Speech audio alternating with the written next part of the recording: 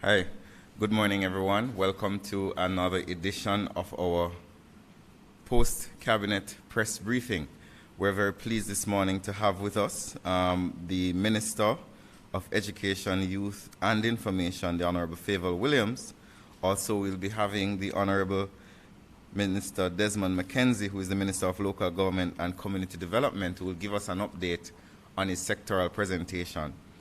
We'll also have an update on the ENDS program by Senator the Honorable Matthew Samuda, Minister without portfolio in the Ministry of National Security. We will start with an announcement of cabinet decisions, and then we will have the presentations, and after which we will take questions from the media. I'd like to also welcome members of the media fraternity who are here with us today. Thank you for joining us, and I'll now invite the Minister Favour Williams, to come and present the cabinet decisions. Minister. Thank you, Minister Morgan. Good morning, everyone. Let me acknowledge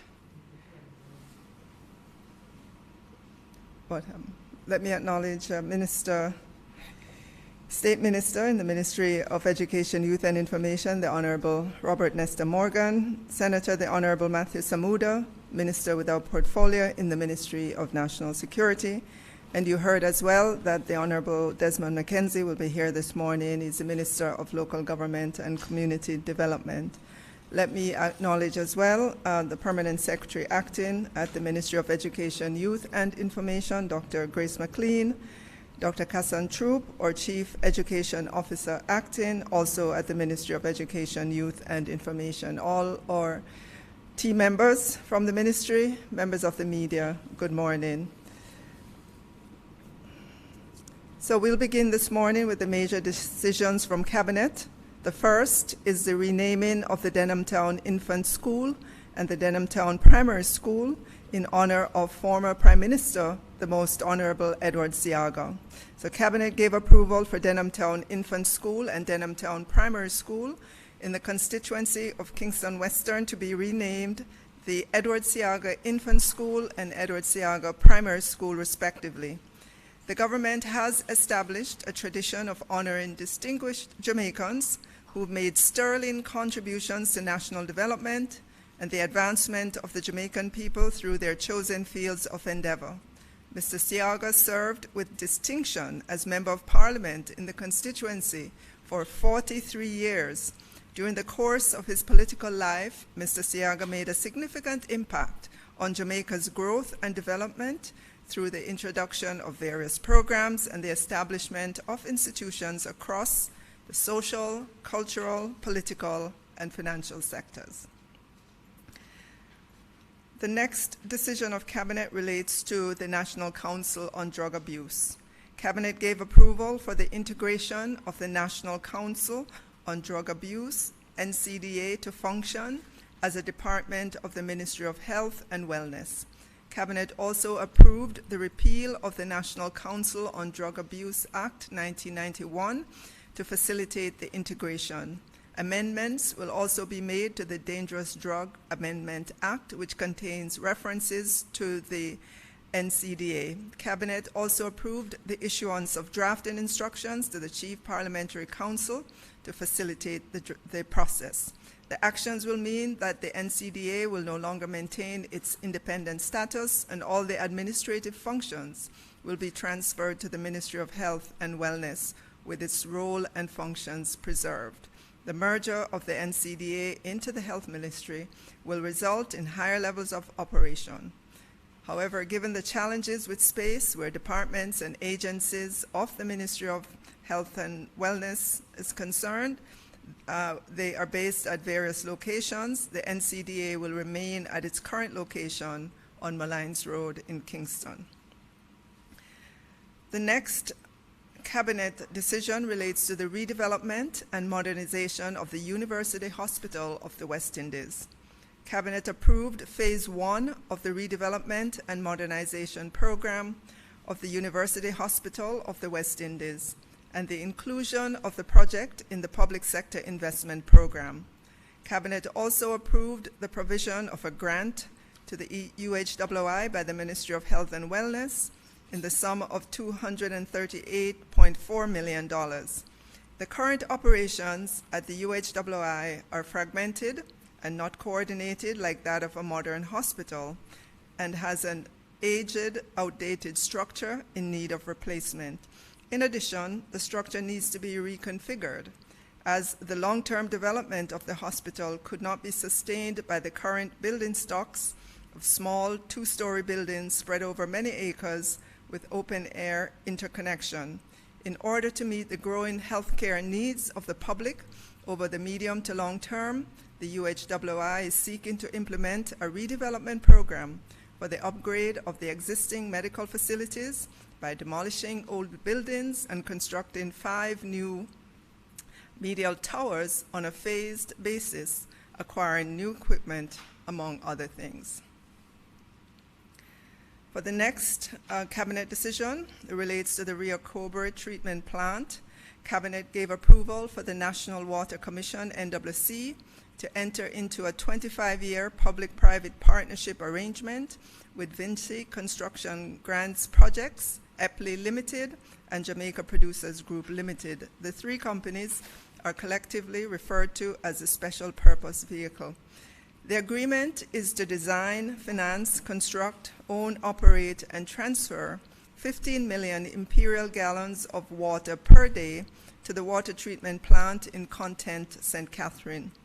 The NWC is required to supply an average of approximately 55 million imperial gallons per day to meet the water requirement in Kingston and St. Andrew during the dry seasons.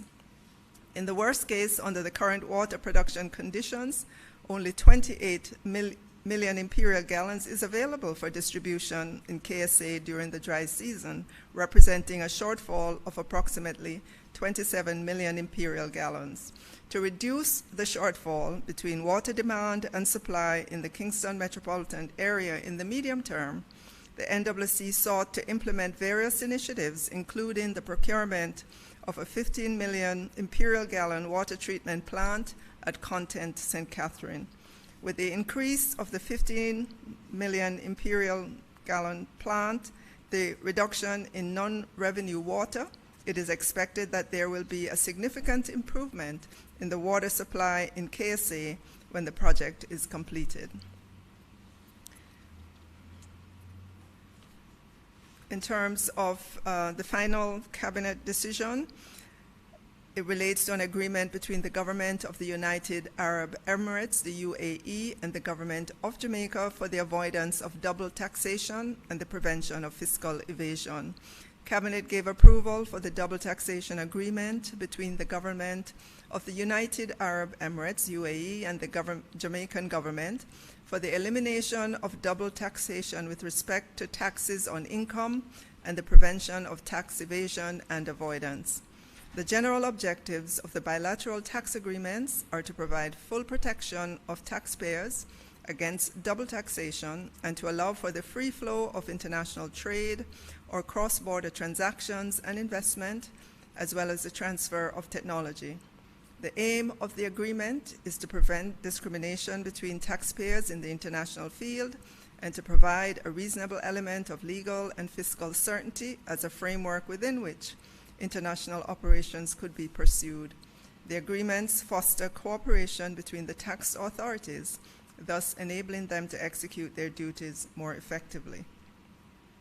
We turn now to the reports that Cabinet received and approved. Cabinet received and approved the following annual reports and or financial statements to be tabled in Parliament. Housing Agency of Jamaica Limited, 2018-2019. Jamaica Deposit Insurance Corporation, JDIC, as of March 31, 2020. Public Accountancy Board, as of March 31, 2020.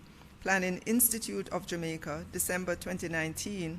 Casino Gaming Commission, March 31, 2020. And the University of the West Indies, MONA, 2019-2020. And 2021 to 2023 biennium budget. We move now to contracts. Cabinet gave approval for the award of a contract for the maintenance and support fees of the MyHR Plus system for the government of Jamaica in the amount of US $2.1 million, excluding taxes, to Quidges Consultores de Gasato.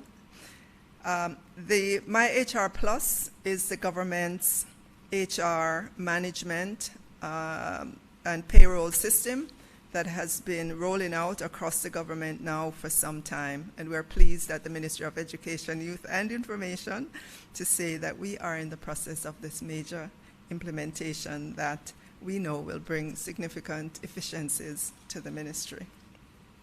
Cabinet gave approval as well for the award of a contract for the procurement of works for the Windsor Community Water Supply Rehabilitation Project in Portland in the amount of $68.9 million, and this contract was awarded to Stone Plus Limited. Cabinet also gave approval for the award of a contract for the construction of a therapeutic treatment center in St. Andrew for the Child Protection and Family Services Agency, CPFSA, in the amount of $117.1 million, and this contract was awarded to Alpha Shore Structures and Roofing Limited, and JSIF is the implementing agency for this contract. Cabinet gave approval for the award of a contract for the provision of security services at the Cornwall Regional Hospital in the amount of $144.3 million, including GCT, and this contract was awarded to King Alarm Systems Limited. Cabinet also gave approval for the award of a contract for the installation and commissioning of a neurosurgical microscope at the University Hospital of the West Indies, and this contract was awarded to Leica Microsystems in the amount of 89.4 million Jamaican dollars. And this microscope is to allow surgery to be performed on different body parts by illuminating the body parts, making those bigger so the surgeons can see exactly with greater precision what they're doing. And we are happy for that instrument to be at our hospital. All right, so that concludes the major cabinet decisions. And I'll just now turn quickly to the Ministry of Education, Youth and Information. Next Wednesday, May 26, 37,179 students will be sitting the Primary Exit Profile PEP, the Grade 6 Ability Test. We would like our students to know that the ministry has made all accommodations for them in order to have a safe and successful sitting of the exam. We've made special accommodations for our special needs students as well, in terms of whether or not they have asked for example, extra time, assignment of a reader or a writer, a prompter or a shadow, whether they've asked for preferential seating, so for example, they may ask to be seated at the front, and whether they've asked for allowances of breaks. A total of 320 students who submitted psychoevaluation reports. These were evaluated by our special education unit, and of this amount, 290 would have received the special accommodations. 5 applicants also will receive linguistic aid in terms of their language, their native language versus the English in which the exam is written. The ability test will be presided over by a contracted person or external to the schools. We've been training our presiding examiners and invigilators. We've been recruiting monitors, and we believe all is ready for next week, Wednesday, for the exam. We are encouraging our students the night before the exam to go to bed early. Do not study too much before the exam. Ensure you take at least 2 HB pencils to the examination and a clean eraser. Have a healthy breakfast on the morning of the exam. Be at the examination venue at least 1 hour before the start. Do not attempt to get help from anyone in the examination room. Direct all your queries to the presiding examiners or invigilators. And to our parents, we're saying do not interfere with the examination procedure. And your task is to ensure that the students get to the examination venues on time, and of course, imploring everyone to maintain all the COVID-19 protocols. Thank you very much.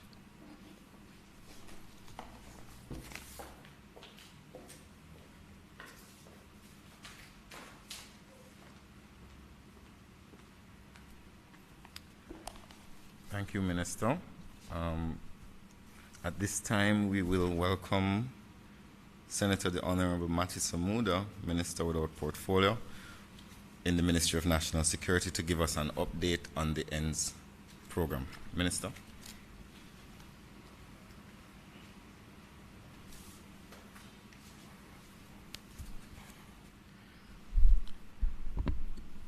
Thank you, Minister Morgan. Allow me also to acknowledge Honorable Minister Favour Williams, PS Acting Grace McLean, Chief Education Officer Dr. Kassan Troop. Thank you for the opportunity this morning to speak to members of the media related to the ENDS program. And I think it's important to remind Jamaicans exactly what ENDS is and how we would have gotten to where we are now. ENDS is the e-commerce national delivery solution. It's a registration portal for compliant businesses to operate during curfew hours. The platform provides businesses of various sizes the ability to utilize an online storefront, payment, and delivery solutions to facilitate business continuity during the curfew hours instituted to combat the spread of COVID-19. Any compliant business, vendor, or taxi motorcycle courier will be able to operate during curfew hours once they have submitted the requisite documents and are verified and receive approval. Now, this program is built on equity and inclusivity. It comes from the Prime Minister's originally declared policy position in terms of how we would manage the COVID-19 pandemic, which is based in the fact that we would seek to manage lives and livelihoods. This program seeks to do just that. Businesses and couriers are required to complete an application form online to apply for a curfew passport, permitting them to operate during curfew hours. Approval for vendors and businesses are done via the Ministry of Local Government through the respective municipalities, while drivers and couriers are approved by the Ministry of Transport and Mining through the Transport Authority. Once approval is granted, a unique QR code is sent to the email address used in the sign-up process. This code can be stored digitally or indeed printed. The platform also displays the list of businesses that a customer can patronize during the curfew hours. So in essence, ENDS is a registration portal and a directory. Now, a lot has been made around whether or not ENDS secures data. Driver and business sign-up information is hosted safely on servers at the GOJ's data center. Customer information for those who are placing orders is not collected by the government, but rather the selected e-commerce and payment platforms from which the customer orders. And this is important. The government does not process any single order for any of these businesses. The government rather directs you to businesses with e-commerce platforms so that you're able to conduct your business directly with the businesses who are registered. There are several advantages to ENDS that we believe exist. ENDS allows the government to balance the lives and livelihoods of Jamaicans as movement is restricted to reduce transmission of COVID-19. Businesses are afforded an avenue to serve their customers, allowing them to earn valuable revenue as well as keep their staff members employed. The processes associated with ENDS allows businesses and consumers alike the opportunity to become familiar with and ultimately embrace and engage in the digital economy. The creation of a culture of fulfillment through the formalization of our delivery economy and the strengthening of our delivery service providers is also a benefit.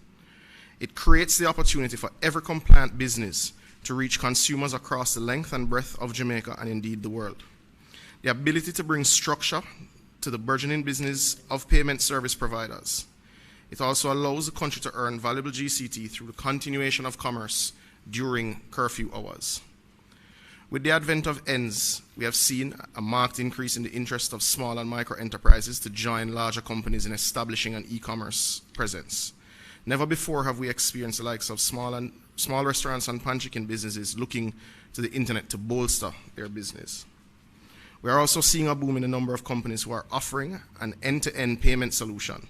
Some of these companies have gone as far as tackling logistics of delivery, which augurs well for the future of the delivery economy and puts into sharp focus what we can achieve as a country in a very short time if we are properly motivated with the right policies, which are then enacted by this government.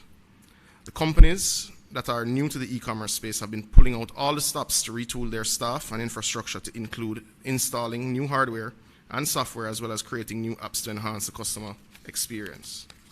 We're now at the stage where I can report that we have applications from businesses in every single parish in Jamaica. We expect to have up to 248 businesses using the ENDS platform this weekend, and that is evenly spread right across the country. Persons who are also visiting the website would notice that several upgrades have been done by eGov in recent weeks, and the platform is much more user-friendly. This program, we believe, is a bit of a silver lining around the dark cloud, as it is moving several small and micro businesses into the 21st century. And I think it's important, in closing, just to acknowledge the partnership that the government of Jamaica has with the PSOJ on this project. Thank you very much, colleagues.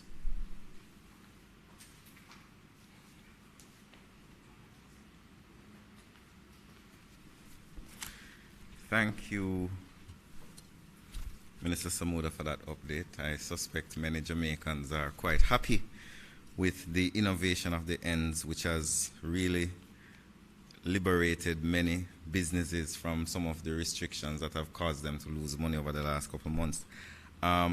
We will now welcome the Honorable Minister Desmond McKenzie, Minister of Local Government and Community Development, coming out of his very important sectoral presentation yesterday in Parliament. Minister McKenzie, thank you, sir.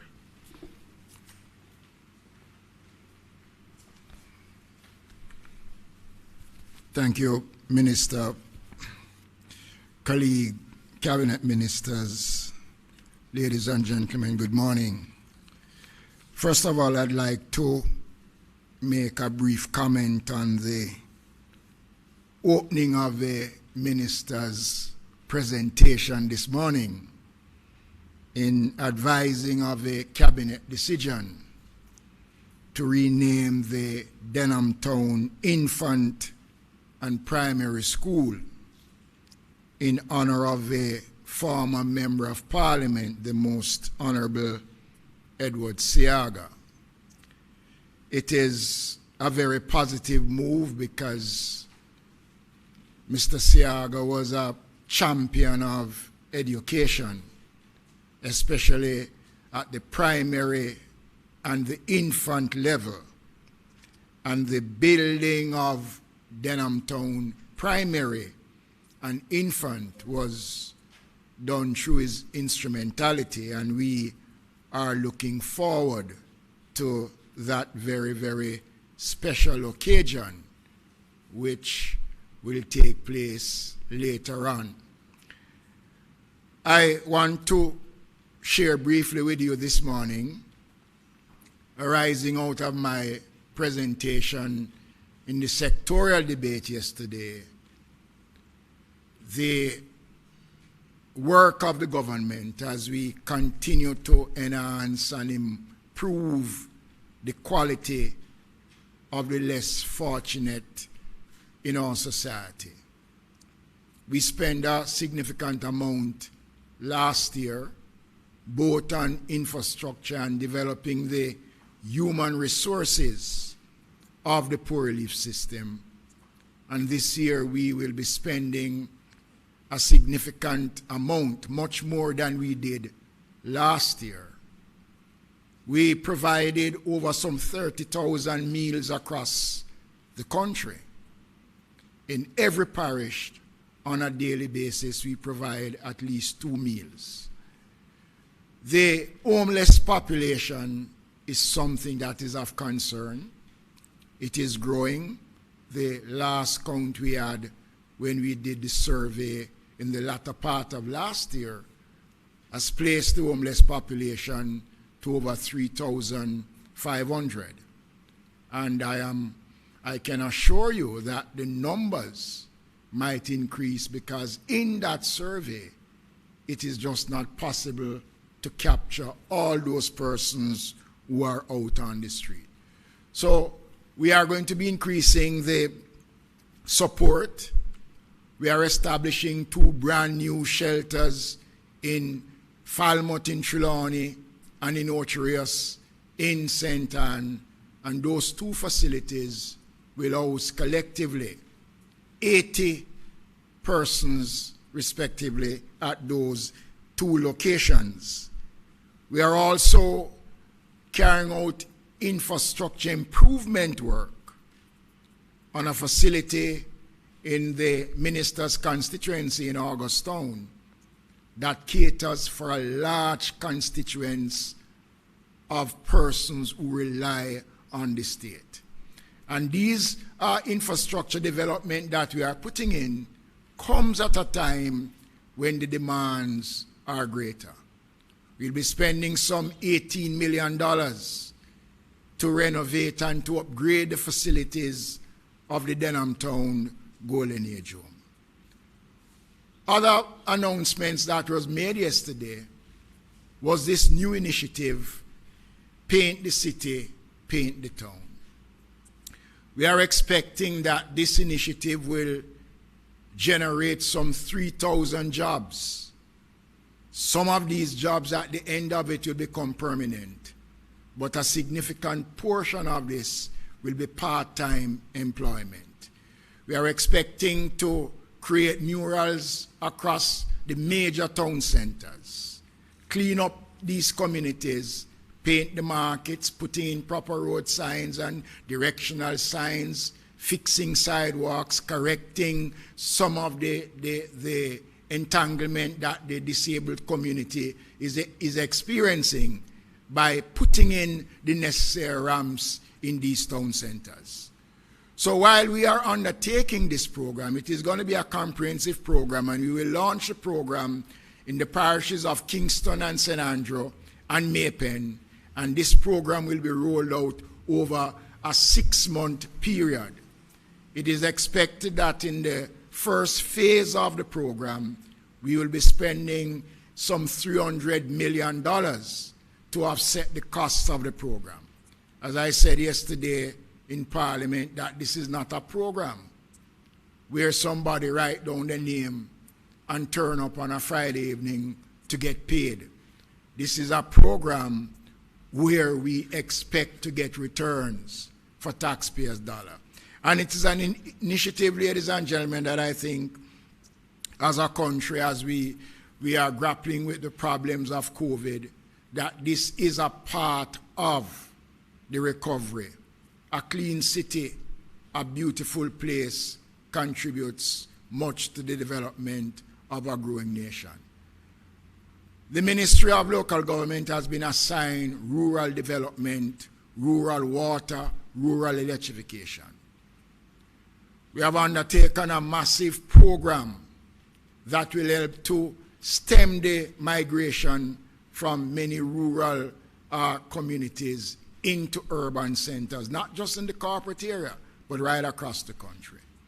We have identified 6 parishes where we will launch the first phase of this program, and we are expecting to spend in the first phase of the program some $650 million.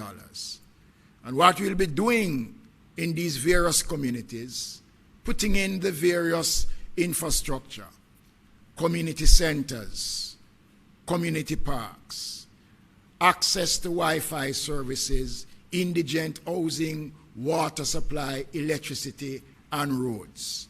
This is a massive program, and it is going to be a program, it will be the first of its kind that will be undertaken.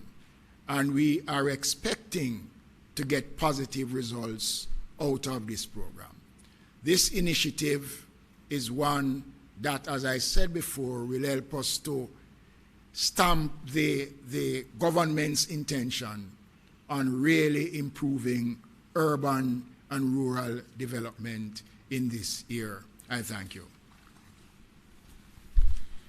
Thank you so much, Minister Mackenzie, for your presentation, as well as to Ministers Samuda and, of course, Minister Williams. Thank you so much to Minister Morgan.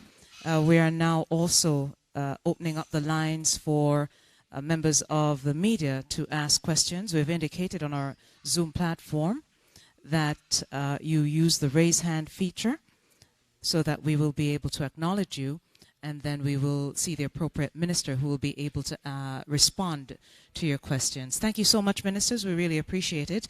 And I do know that you are, of course, of service to members of the media this morning to clarify any matter that they may have to clarify. So let me now go over to Nadine Wilson-Harris from the Jamaica Gleaner this morning, who has raised her hand. And Nadine, you may now ask your question. Good morning, everyone. Thank you. To Mr. Mackenzie, just wanted to get an idea as to what percentage of the population is currently without water and electricity. And to the officials from the Ministry of Education, I know that mention was made of persons who, special needs students, and what allowances will be made for them, but want to get an idea as to those who probably need counseling as a result of the trauma experienced by the pandemic. I wanted to find out what's the nature of the request that you are seeing as it relates to that for students who are in need of counseling. Thank you.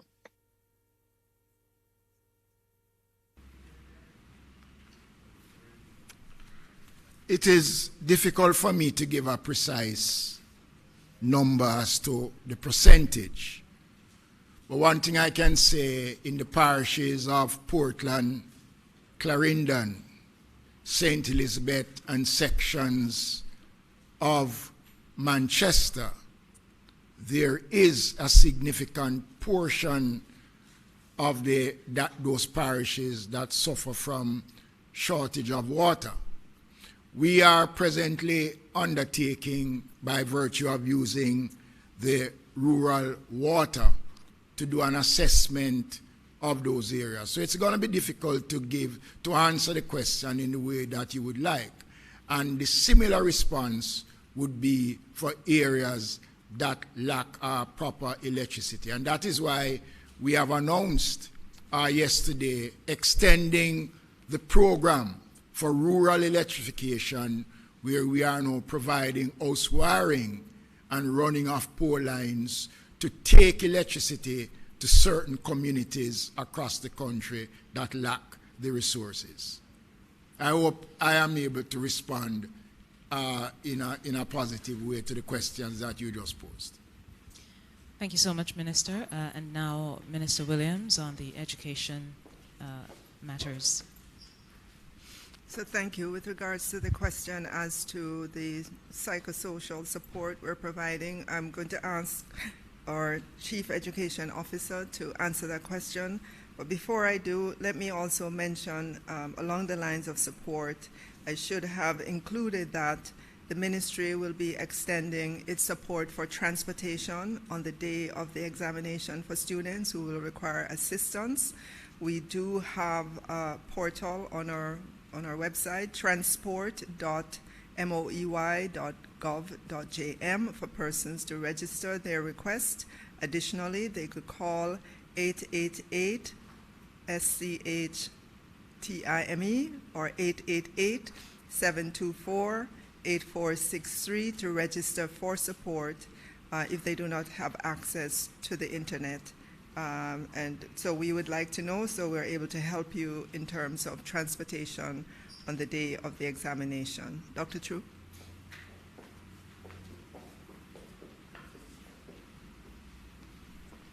Okay. Good morning, ministers, and good morning to members of the media. With respect to the psychosocial support for our boys and girls preparing for their exams, as part of our resumption strategy, what we indicated to our principals and to our suite of education officers who are social workers and guidance counselors, was that psychosocial support was supposed to be the first set of activities that the students should have engaged in before any teaching and learning related to the content for the examination. So as part of the bulletin customary, we indicate that once the students regroup, psychosocial sessions should take place. Within our schools, we have trained guidance counselors. Within some of our small schools that do not have guidance counselors on their establishment, we establish what we call a cluster-based approach, where guidance counselors were engaged to move between 3 small schools in close proximity to provide psychosocial care for our boys and girls. In addition to that, the National Parenting Support Commission would have launched a suite of psychosocial helplines that our parents and students are able to access for support, and that is ongoing. The Ministry of Education from the central office also arranged for our guidance officers, our social workers, to do regional psychosocial virtual session for our boys and girls. So these are some of the activities that we have in place. But first and foremost, as I indicated earlier, all our educators, and they are accustomed to this because this is not the first time we are reintroducing face-to-face. For every time we re-engage the students, we encourage a suite or a set of responses to treat with the psychosocial. Students should talk just to share their experiences. The guidance counselors engage them in what we call empty chair technique. They are engaged in role play. They are just engaged in talk therapy just to make sure that we understand what is happening to them and we can provide coping strategies, and also to reach out to their families to provide the additional support they need while they are at home. Thank you. Thank you, Dr. Kassan Troop, Acting Chief Education Officer at the Ministry of Education, Youth and Information. Got a question from Javon Keys from TVJ, and this question is directed to Minister Mackenzie. What is the monitoring of the funeral restrictions showing, especially in light of information received by the TVJ newsroom and their own observation that reporting of clear breaches of the attendance is not taking place, and whether or not that has been effective? And also, what is the current state of the body storage across the island? Well, let me state categorically that there are no funerals being held. So I'm not sure.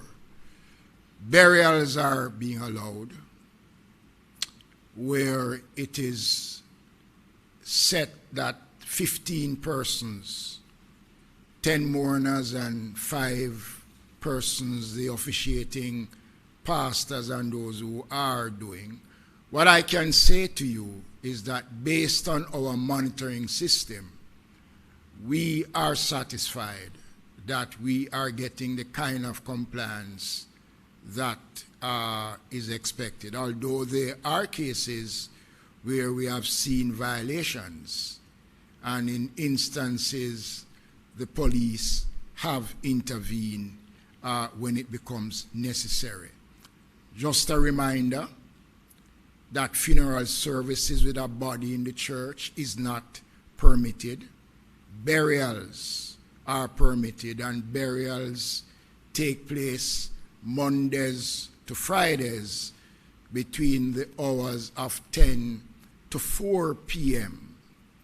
Persons can hold memorial services, and we have been granting such requests when it is made to the Office of Disaster Preparedness.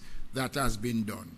But I will say that we are satisfied based on the monitoring that we are doing, but not to say that there are not persons that have been violating and steps have been taken against those who are found to be in violation.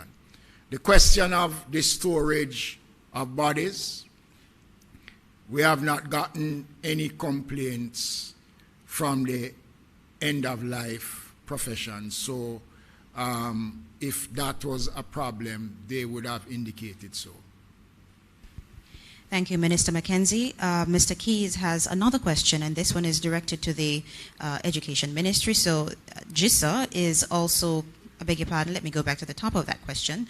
Mr. Keys would have sent in those questions via WhatsApp. So the Jamaica Independent Schools Association, JISA, says only about 12% of teachers have received the care grants to date. Mr. Keys wants to know if that is what the ministry's records are showing and if there is an update on those payments.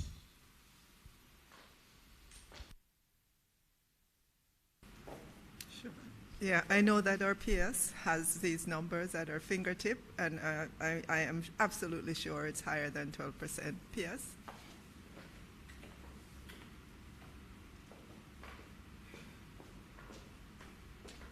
Okay, Javon, just to say to you that when we last spoke, the number of persons who qualified were actually provided with the grants and those were paid out, which of course is much more than 12%. And as we indicated, we are in active discussion with the Ministry of Finance. We are making progress.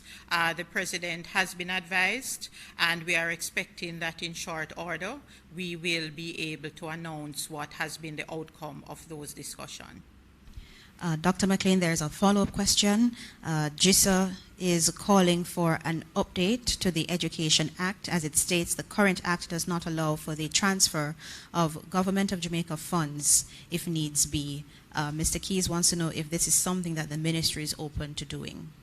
So the Education Act and the regulation has a section which is called the Independent Schools Regulation, which supports independent schools. Any changes to be made would have to be at the policy level, and I am sure over time our minister will review, and if changes are to be made at that level, we will be advised to advance the discussion and the process. Okay. Thank you, Dr. McLean, the acting chief, I beg your pardon, the acting permanent secretary at the Ministry of Education, Youth and Information. Checking our Zoom platform to see if there are any more raised hands for media to ask their questions. All right, I believe, okay, Ms. Zara Burton, just unmute yourself and go ahead and ask your question, please. Hi, good morning, everybody.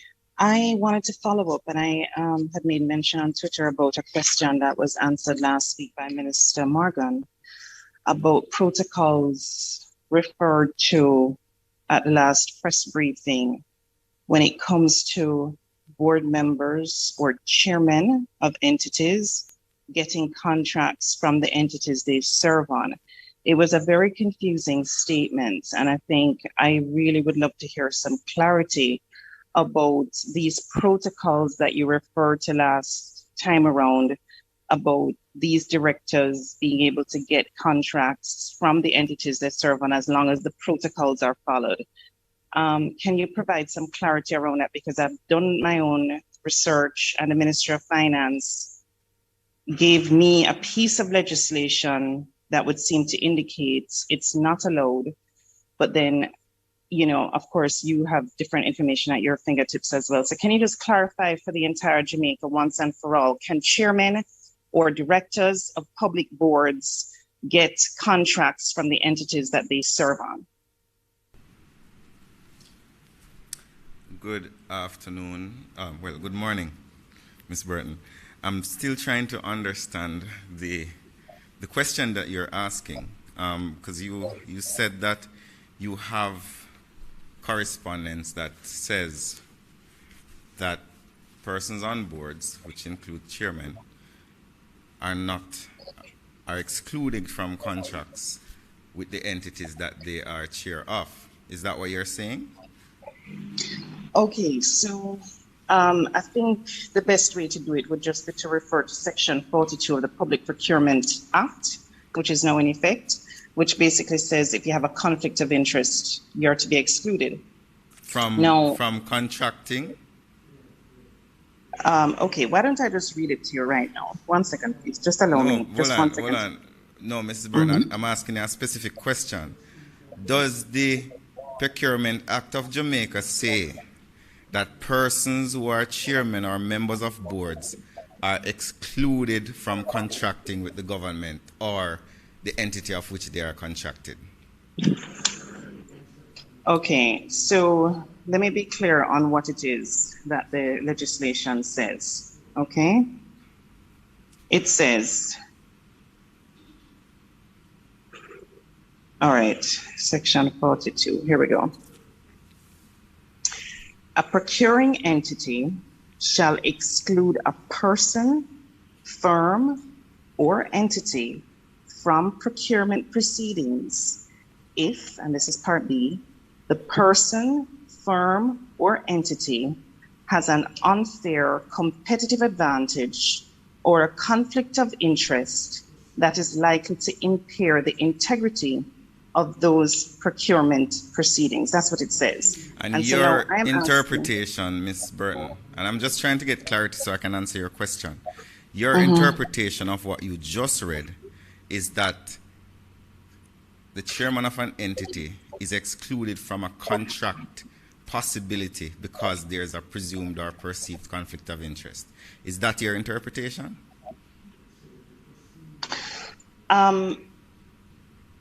Let's say this. I don't think it's for me to interpret. Yeah, but you're the one asking the question. No, hold on a second. The reason I'm saying I'm not sure it's for me to interpret is that when I wrote to the Ministry of Finance about the issue, okay, meaning that I asked specifically, can directors get contracts, right? The question that I asked to the Ministry of Finance specifically, right? They responded to me that section, right? It says references made to request in respect of guidance on the issue of whether a public body can award contracts to board directors of the same entity. And that is what they responded. So I'm asking you, since that is their response, what is yours? Let me answer your question. And I have a cursory association with the law. So I do have some ability to read laws. But not that alone. The ordinary meaning of proceedings, procurement proceedings, means that an individual who has a conflict of interest should not be a part of a procurement proceeding. It does not mean that the individual's company cannot be a part of that procurement. But let me, because you did alert me that you were very concerned that I mentioned last week that there is a protocol in place for persons who may have a conflict of interest to benefit from government contracts, whether they be chairmen or not. I decided to do some research, and I decided to speak to a couple government lawyers who are familiar with the matter. And I will read to you what the current law says. And please, I'm asking you for a little time. 4.21 of the Government of Jamaica Public Procurement Handbook. Any GOJ employee involved in the procurement process who has entered into or is about to enter into financial or other business relationships that might involve a conflict of interest must immediately inform their supervisors in writing of the circumstances involved. This information is to be reviewed at an appropriate level and a decision taken as to whether there is a conflict of interest, and if so, what course of action to be adopted.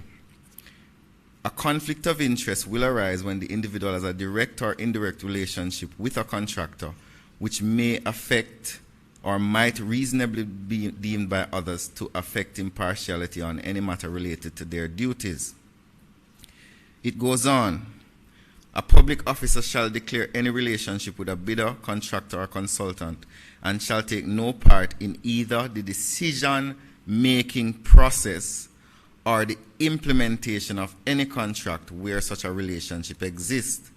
A personal relationship is defined as consanguinity or affinity.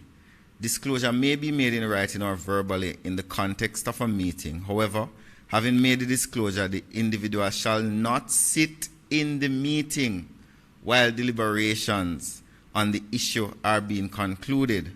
Under Section 42(1) of the Procurement Act, a procurement entity is required to exclude a person, firm, or entity from the procurement proceedings if B, the person, firm, or entity has an unfair competitive advantage or conflict of interest that is likely to impair the integrity of those proceedings. However, the guidelines encompassed in the GOJ Procurement Handbook allow for conflicts to be declared and for the individual to recluse him or herself from the process, section 421. And this matter has come about because of a question by your colleague and friend, Mr. Johnson, last week. And I will specifically address it again. Having regard to the facts, the chairman of the board of the High Trust did not participate in any of the procurement proceedings or deliberations related to the award of contracts to the firm which he heads, Syncon Technologies Limited.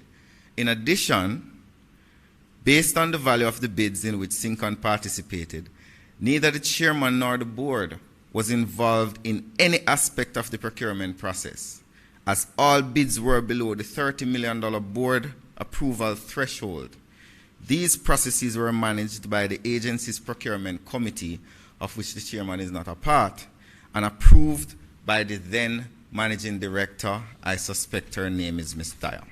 So to conclude, Ms. Burton, to confirm what I said yesterday, there is both a legal and an administrative protocol that deals with circumstances where persons who sit on boards may from time to time have contracts with the government.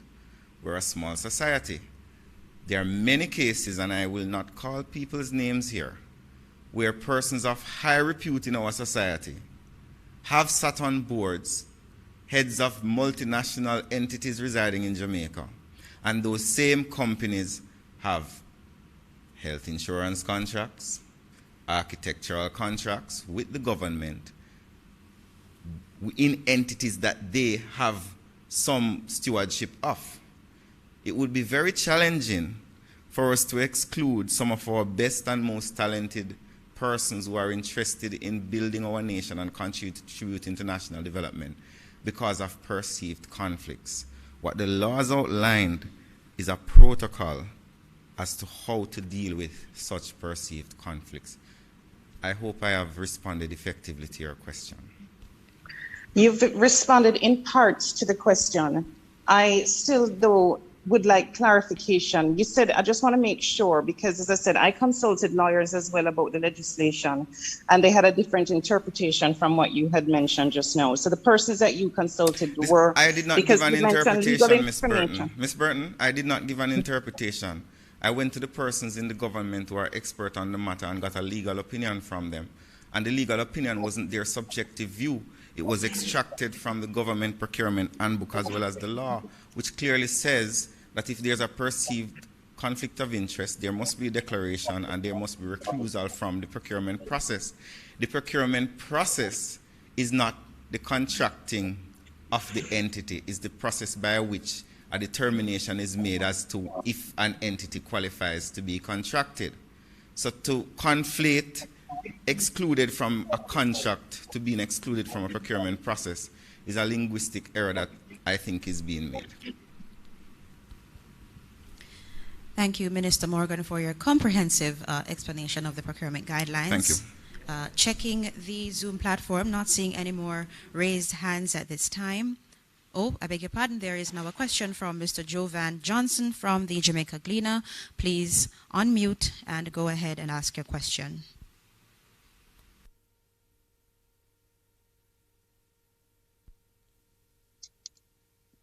Good morning, everyone. Jovan Johnson from the Gleaner. Minister of Information, Favour Williams, this is a question to you. Does the government condone the request and naming of journalists in the legislature?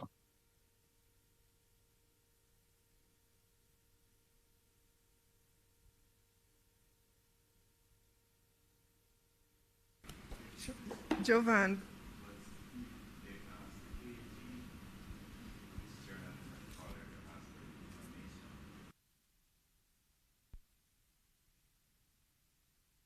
Repeat your question, and if you could repeat your question, please, Jovan. Yeah, and Sure, no problem. Clarify. Arising out of yesterday's PAC, I'm asking if it's if the Andrew Holness administration condones the naming, the requests by legislatures, and the naming of journalists in the Parliament.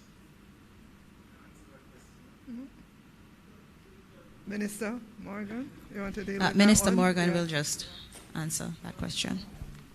I think Mr. Johnson I must apologize, but we're a bit unarmed to answer that question, as it is significantly without context. I am not necessarily au fait with the circumstances from which this question comes, and I suspect that you may want to ask us formally so we can give a formal response, because we're pretty unarmed here in understanding the context of it. I don't know, maybe we're not as informed as we should be about events that took place yesterday, but I think give us some time to understand the context of what you're asking, because we are not aware.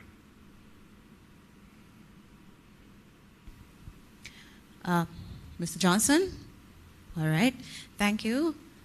No more raised hands at this time. So this is where we're going to wrap up the post-cabinet press briefing. We just want to say thank you to members of the media for asking your question. This morning, we had the Honorable Favour Williams, Minister of Education, Youth and Information, the Honorable Desmond McKenzie, Minister of Local Government and Community Development. He would have given an overview of his presentation yesterday in the sectoral debates. Also, Senator the Honorable Matthew Samuda, Minister without portfolio in the Ministry of National Security, gave an update on the ENDS program. And the Honorable Robert Nesta Morgan, Minister of State in the Ministry of Education, Youth and Information, Dr. Grace McLean, Permanent Secretary acting in the Ministry of Education, and Dr. Troop, Chief Education Officer acting at the Education Ministry. We hope to see you again in 2 weeks' time. Please take care of yourselves and each other. Have a wonderful rest of the day, and God bless you. Good morning.